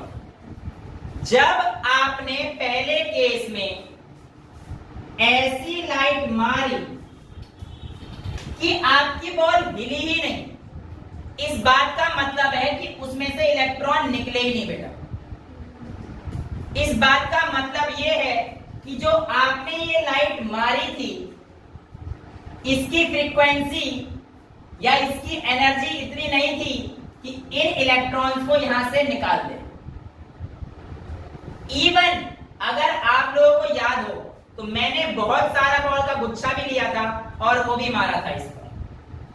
मैंने इंटेंसिटी ऑफ लाइट बढ़ा दी थी, इंटेंसिटी ऑफ लाइट भी इंक्रीज कर दी थी, लेकिन फिर भी ये इलेक्ट्रॉन नहीं निकल रहे थे मेटल के सरफेस से। मेटल के सरफेस से इलेक्ट्रॉन नहीं निकल रहे थे। इंटेंसिटी बढ़ाना मतलब मेरे पास नंबर ऑफ इलेक्ट्रॉन्स भी मैंने बढ़ा दिए थे। जब मैं किसी लाइट की इंटेंसिटी को बढ़ा, मतलब मैंने अगर अपने मेरे हाथ में बॉल समझो इलेक्ट्रॉन्स, इंटेंसिटी जैसे मैं बढ़ाई तो नंबर ऑफ इलेक्ट्रॉन्स भी बहुत ज्यादा थे उस टाइम पे, 5 6 7 8 एक 10 फेंक दिए मैंने, पर फिर भी मैं बॉल को नहीं हिला पाया। इसका मतलब इस मेटल के जो इलेक्ट्रॉन्स हैं इनकी काइनेटिक एनर्जी इंटेंसिटी पर कोई भी डिपेंडेंस नहीं दिखाती है। काइनेटिक एनर्जी कब आई थी? जब मैंने कोई दूसरी मेटेलिक बॉल ली थी चीटिंग करके, जिसको आप लोगों ने चीटिंग बोला था, और वो मेटेलिक बॉल वहां से अपनी जगह, उसकी वजह से वो बॉल वहां से हिट गई थी और हटने के बाद उसने मूवमेंट शो किया था। ये बात तो पक्का है। यानी कि जब मैंने लाइट ही चेंज कर दी और मैंने लाइट ली ऑफ हायर फ्रीक्वेंसी, किसकी ली बेटा? Higher frequency. जो मेरे पास मेटेलिक बॉल थी यानी कि ये वाली, ये बॉल हायर फ्रीक्वेंसी की। इंटेंसिटी से कोई रिश्ता नहीं था, क्योंकि आप देख चुके हैं कि मैंने अगर इंटेंसिटी ऑफ लाइट बढ़ाई तो यहां पर कोई भी इलेक्ट्रॉन नहीं निकले थे। इंटेंसिटी से सिर्फ नंबर ऑफ इलेक्ट्रॉन्स बढ़ रहे थे, बट उस मेटल में से कोई भी इलेक्ट्रॉन आप इजेक्ट नहीं कर पाए थे। लेकिन जैसे ही आपने लाइट चेंज कर दी, जैसे ही आपने फ्रीक्वेंसी चेंज कर दी, आपने क्या देखा कि इलेक्ट्रॉन मूव कर गए और उस मेटल के सरफेस पे से इलेक्ट्रॉन को बाहर फेंक दिया गया। यानी कि जैसे ही कोई मिनिमम अमाउंट ऑफ एनर्जी इसको मिलती है वो तभी बाहर जाएंगे। अगर उससे कम वाली आप दोगे तो इलेक्ट्रॉन बाहर नहीं जाएंगे। चाहे आप इंटेंसिटी बढ़ा दो, इलेक्ट्रॉन्स बाहर नहीं जाने वाले हैं। इस बात से हमें यह पता पड़ता है कि आपको पता है जो एनर्जी है ये किसके इक्वल था? H टाइम्स न्यू के। प्लैंक साहब ने बात बता दी थी, आइंस्टाइन ने इसका इस्तेमाल किया था। इवन बेस आइंस्टाइन के लिए यही था। उन्होंने कहा कि जब आप H न्यू की इंटेंसिटी से या फ्रीक्वेंसी से किसी एक लाइट को मारते हैं और उसकी फ्रीक्वेंसी इतनी नहीं है कि वो इसमें से इलेक्ट्रॉन को निकाल सके, तो कोई भी आपको काइनेटिक एनर्जी नहीं दिखेगी। बट अगर आप एक मिनिमम अमाउंट ऑफ फ्रीक्वेंसी फेंकते हैं जो कि इसमें से इलेक्ट्रॉन को निकाल सकता है, तो आपको वहां पे मोशन होता हुआ दिख जाएगा, और वो दिखा भी आपको। यहां पर उन्होंने एक बात बोली कि जो minimum amount of energy, minimum amount of frequency that is required to remove electron from its outermost surface is called threshold frequency। यानी कि किसी भी लाइट की वो मिनिमम वैल्यू जो कि रिक्वायर्ड होती है कि उसमें से इलेक्ट्रॉन को निकाला जा सके, उस फ्रीक्वेंसी का नाम क्या होता है? Threshold frequency. और यहां पर हर ये क्यों चाहिए होती है? क्योंकि हर एक मेटल का अपना एक वर्क फंक्शन होता है और आपको इलेक्ट्रॉन निकालने के लिए इस वर्क फंक्शन से ज्यादा की एनर्जी चाहिए। जब तक आप अपनी एनर्जी को इस वर्क फंक्शन से ज्यादा नहीं करके दिखाएंगे, इलेक्ट्रॉन नहीं निकल सकता। अब यहां पर आइंस्टाइन को आइडिया मिल गया। उन्हें क्या आइडिया मिला? उन्होंने कहा यार अगर मैं यहां से h न्यू इंटेंसिटी की लाइट निकाल रहा हूं, केस 2 ले रहा हूं जहां पर मैंने अपनी मेटेलिक बॉल से उसको मार के हटा दिया था, जहां पर मैंने अपनी मेटेलिक बॉल से मारकर उसको हिला दिया था, उसके केस में उसने बोला कि जो मेरी h न्यू होगा, ये तो मेरे पास जो मेरे हाथ में एनर्जी थी उस फ्रीक्वेंसी, ये तो एनर्जी उसकी है, और जैसे उसने स्ट्राइक किया उसको कम से कम वर्क फंक्शन के बैरियर को क्रॉस करना पड़ेगा, तभी हमारे पास कुछ ना कुछ चीजें शो होंगी। तो इसने कहा कि इस h न्यू में से अगर मैं उसका वर्क फंक्शन माइनस कर देता हूं, आज मार्कर की प्रॉब्लम थोड़ी सी ज्यादा हो रही है, हाँ अब ठीक है, अगर मैं उसका वर्क फंक्शन माइनस कर देता हूं, यानी कि h nu not, new not यहां पर क्या है बेटा? Threshold frequency.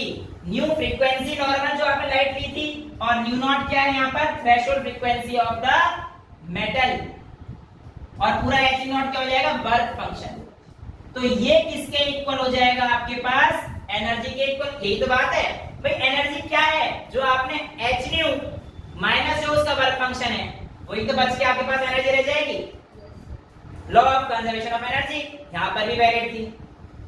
उन्होंने बोला ये जो एनर्जी थी, अगर आपने देखा हो तो पार्टिकल मोशन में आ गया था, तो उन्होंने इसका नाम दिया h nu minus h nu naught is equals to kinetic energy, और इसको हटा के उन्होंने बाद में लिख दिया 1/2 mv², और यहां से h कॉमन ले लेंगे, nu minus nu naught is equals to 1/2 mv², और ये वही इक्वेशन है जिसकी वजह से आज आप लोग आइंस्टाइन साहब को उनके नोबेल प्राइज के लिए जानते हो।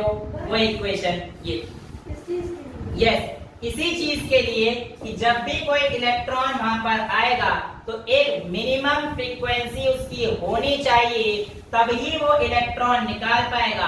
अदरवाइज आप लोगों को एग्जांपल दिया गया है एनसीईआरटी में शायद पोटेशियम का, कि एक पोटेशियम का मेटल है, और उस पे आप बहुत देर से रेड लाइट को मारे जा रहे हैं। 4 घंटे हो गए, 5 घंटे हो गए, आपने एक काम करा, रेड लाइट की इंटेंसिटी भी बढ़ा दी, लेकिन पोटेशियम से कोई भी इलेक्ट्रॉन जंप नहीं कर सका।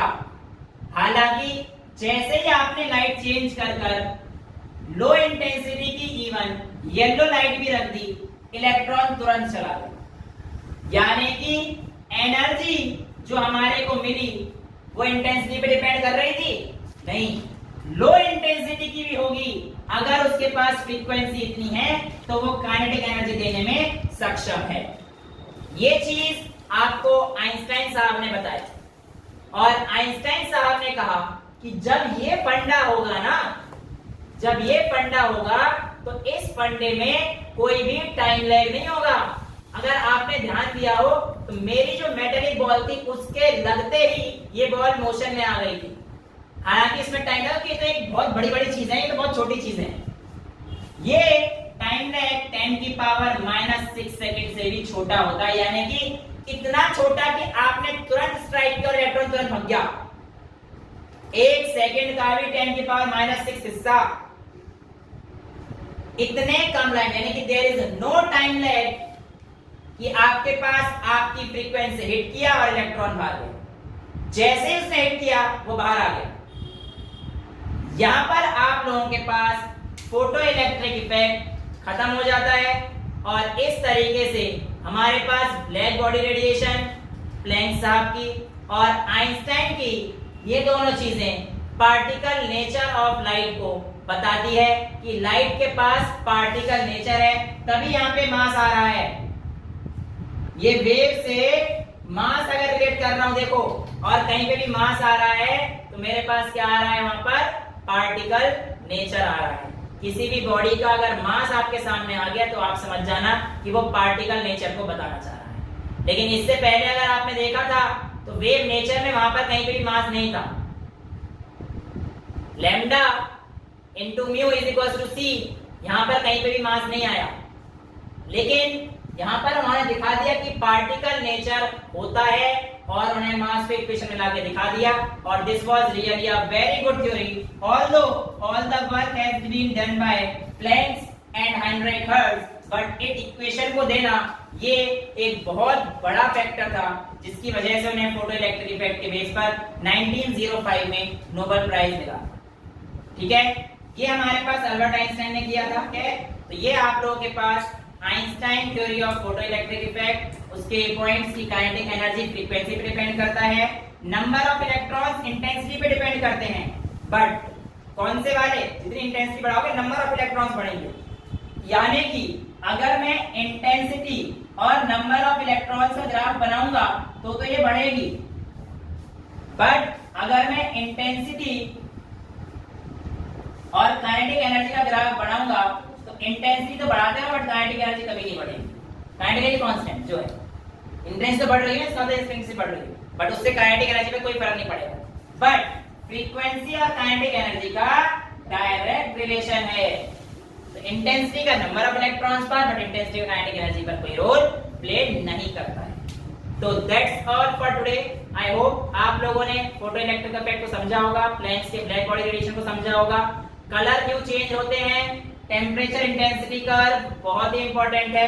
इसके बाद प्लीज एक बार अपनी एनसीईआरटी खोलिए, और एनसीईआरटी में आपके पास जो प्रॉब्लम है 2.6, 2.7, 2.8, 2.9, इन सभी को आप आराम से सॉल्व कर सकते हैं।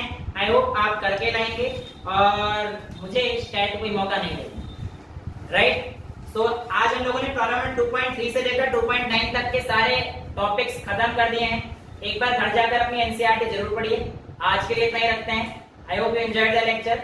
अगली क्लास में मैं आपको बताऊंगा कि इस बॉल को अगर आप मास बोल रहे हैं, यानी कि पार्टिकल नेचर है, तो मैं इस बॉल में वेव नेचर ला के आपको दिखाऊंगा। यानी कि इस बॉल को आप बोलेंगे कि सर इसमें वेव है, तो मैं कहूंगा अगर मैं इसको बहुत तेजी से फेंक रहा हूं तो इसमें वेव है। फिर आप कहोगे सर फिर ये हमारे पास सीधी क्यों आती है, वेव है तो ऐसे आनी चाहिए थी, तो ऐसे क्यों नहीं आती या आती है, इसका हम लोग अगली क्लास में देखेंगे with one more practical, one more interesting class. I hope so. That's all for today, thank you so much.